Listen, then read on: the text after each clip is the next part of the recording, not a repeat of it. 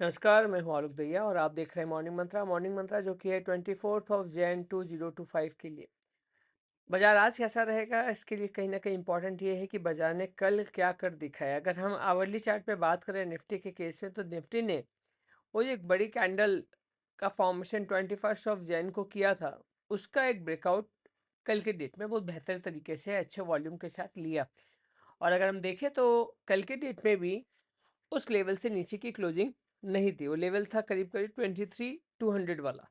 बार बार हम कह भी रहे हैं 23,220 के ऊपर की क्लोजिंग चाहिए, जो कि हालांकि अगर हम कल डे वाइज कंसिडर करें तो 23,200 के ऊपर की 23,200 के ऊपर की अच्छी क्लोजिंग जैसा हम चाह रहे थे वैसी नहीं मिली। बट हाँ, वो एक बड़ी गिरावट के बाद बैक टू बैक 2 दिन, स्पेशली एक दिन जब हैमर का फॉर्मेशन हुआ और दूसरे दिन कल की बात करें तो यहाँ पर भी एक ऑलमोस्ट इन्वर्टेड हैमर का फॉर्मेशन है। लेकिन प्रॉब्लम यहाँ पे अभी भी ये है कि या तो आपको 23,422 के ऊपर निकलना है या आप 23,000। ये दो एक दायरा बन गया इस बड़े कैंडल में। इनसाइड जो कैंडल है हमारे सामने, ये रेड वाला, तो इसके आइदर साइड ब्रेकआउट और ब्रेकडाउन बहुत जरूरी है। बट आवरली चार्ट पर एक पॉजिटिव मोमेंटम देखने को मिला। हो सकता है उसका बाजार पे असर देखने को मिले कि बाजार 150-200 पॉइंट की कम से कम तेजी वहाँ पर और दिखा पाए। और अगर हम बात करें तो इस लेवल तक अब आपका ये रेसिस्टेंस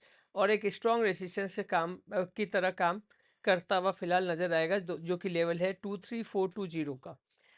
बैंक निफ्टी की बात कर लेते हैं कि बैंक निफ्टी में क्या माजरा है अभी फिलहाल। तो बैंक निफ्टी की बात करें तो इधर बैंक निफ्टी का चार्ट, और जैसा कि हमने कहा था कि डे चार्ट पर ये जिस तरीके का डोजी का formation, right, dragon fly doji का, तो अब ये जो इसका लोएस्ट पॉइंट है वो अब आपके लिए सपोर्ट के तौर पे काम करेगा एज ऑफ नाउ। क्यों? क्योंकि अगर ओवरऑल में हमने बात की है आपसे पहले भी कि नीचे में गिरावट के लिए 46,000 तक का लेवल बना हुआ है बैंक निफ्टी के केस में। बट अगर रिकवरी की बात करें तो कहीं ना कहीं 49,000, ये 49,500 के ऊपर निकले तो हम एक रिलीफ देख सकते हैं, या फिर कहीं ना कहीं इंपॉर्टेंट होगा 50,000 के ऊपर में जाके बैक टू बैक 2 से 3 दिन की क्लोजिंग देना। तो बाजार हमें भी बड़ा अजीब लग रहा है कि बाजार एक बड़े ही इनडिसीजन मोड में फिलहाल अभी भी ट्रेड करता हुआ नजर आ रहा है।